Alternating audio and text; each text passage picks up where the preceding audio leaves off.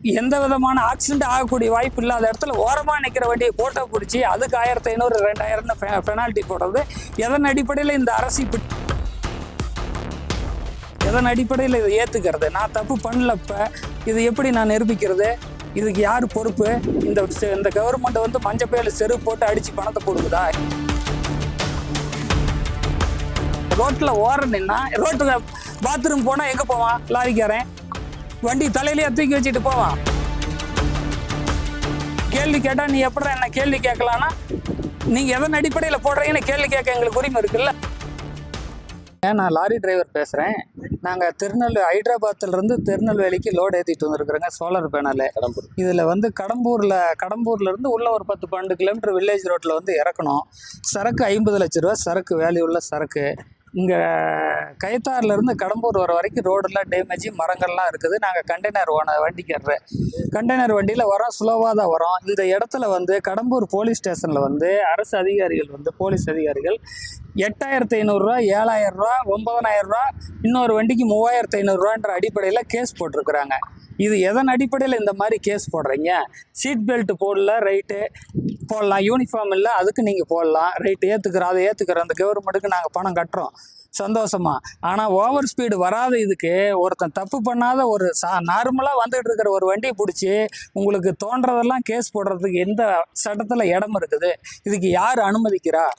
ஆளே வராமல் எந்த வித தவறும் செய்யாமல் எங்களை வந்து தப்பு பண்ணோன்னு 8500 ரூபா ஃபைன் போட்டு ஸ்லிப் கையில் கொடுக்கறதுக்கு எந்த சட்டம் அனுமதிக்குது? இது முட்டாள்தனமான சட்டம் இல்லையா?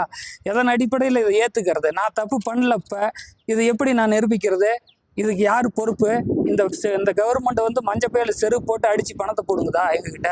இது இங்கே மட்டும் இல்லை, மொத்தம் ஆல் இண்டியா போகாமல் இந்த ஆன்லைன் கேஸில் இதுதான் நடக்குது.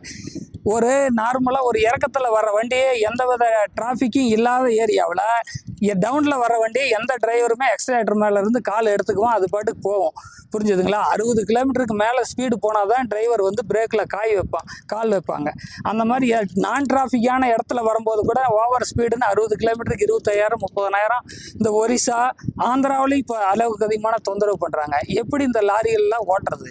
எதன் அடிப்படையில் 30,000 ரூபாய்க்கு யார் பொறுப்பு? நான் தப்பு பண்ணலை, அதை எப்படி நான் நிரூபிக்கிறது? எங்களுக்கு எந்த வாய்ப்பு இருக்குது இந்த சட்டத்தில்? இதுக்கு வந்து உடனடியாக ஏதாவது மத்திய அரசோ மாநில அரசோ நீங்கள் என்ன பண்ணீங்களோ தெரியாது, ஒருத்தர் தப்பு பண்ணினா தான் அவன் பணம் கட்டணும். தப்பு பண்ணாத உங்கள் கவர்மெண்ட்டுக்கு நாங்கள் ஏன் பணம் கட்டணும்? எதன் அடிப்படையில் நீங்கள் இப்படி கேஸ் போடுறீங்க? வெறும் போட்டால் பிடிச்சா போதுமா? இப்போ மதுரை மாநகரத்துக்கு வண்டி வருதுன்னா அந்த மாநகரத்தில் ஒரு நாளைக்கு எத்தனாயிரம் வண்டிகள் வருது, வெளியில் போகுதுன்ற கணக்கு வேணும்.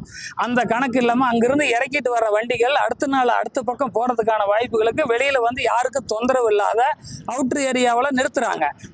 எந்த விதமான ஆக்சிடென்ட் ஆகக்கூடிய வாய்ப்பு இல்லாத இடத்துல ஓரமாக நிற்கிற வண்டியை போட்டோ பிடிச்சி அதுக்கு 1500 2000 பெனால்ட்டி போடுறது எதன் அடிப்படையில் இந்த அரசு இப்படி சொல்லுது? எங்ககிட்ட மஞ்சப்பையில் செருப்பு போட்டு அடித்து பணத்தை போடுங்குதா?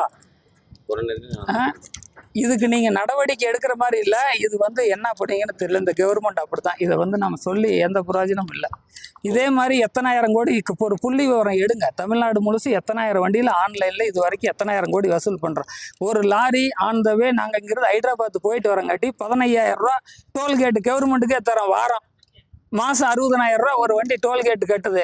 டெல்லி போயிட்டு வந்தால் ஒரு வண்டிக்கு 35,000 ரூபா டோல்கேட்டு அப் அண்ட் டவுனு. மாதம் 2 நடம் போனால் 70,000. வருஷம் எவ்வளவு? ஒரு வண்டி 9 லட்ச ரூபா டோல்கேட்டுக்கே கட்டுது.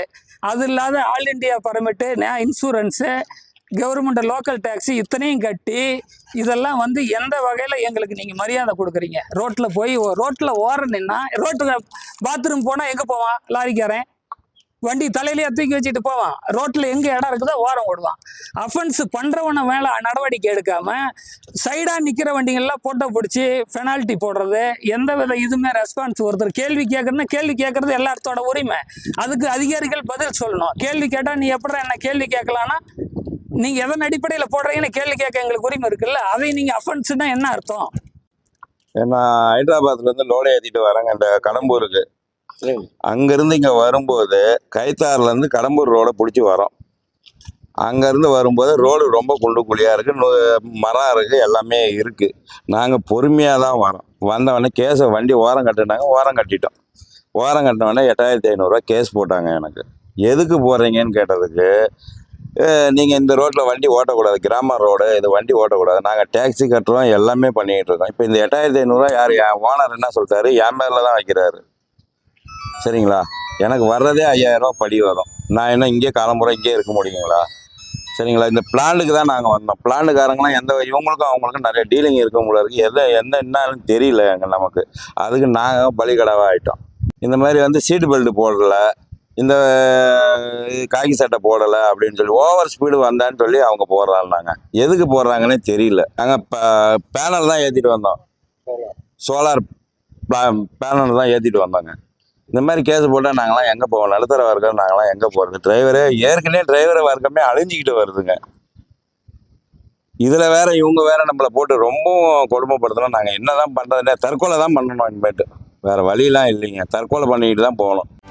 செய்திகளை உடனுக்குடனும் துல்லியமாகவும் தெரிந்து கொள்ள சப்ஸ்கிரைப் பண்ணுங்க.